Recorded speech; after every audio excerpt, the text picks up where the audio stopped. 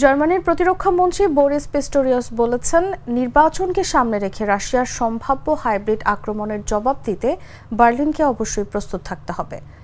Hybrid হামলা হলো এক ধরনের সাইবার আক্রমণ। বিভিন্ন কৌশল অবলম্বন করে এই হামলার মাধ্যমে একটি দেশের আইটি নেটওয়ার্ক ও বিভিন্ন ডিভাইসে প্রবেশের চেষ্টা করা হয়। জার্মান প্রতিরক্ষা মন্ত্রী বলেন, হাইব্রিড হামলার দিকে যাচ্ছেন রাশিয়ার প্রেসিডেন্ট ভ্লাদিমির পুতিন, আর এর লক্ষ্য হলো জার্মানি। এ সময় তিনি জার্মানির অবকাঠামো ও জ্বালানি সরবরাহ ব্যবস্থার সাম্প্রতিক ঘটনাগুলোর কথা উল্লেখ করেন।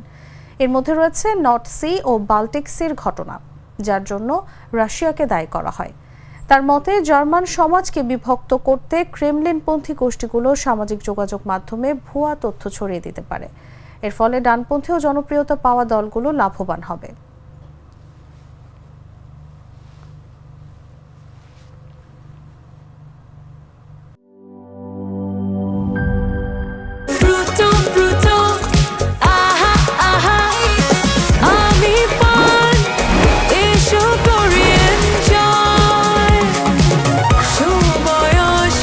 প্রাণ ফ্রুটো, সময় অসময় ফ্রুটোময়।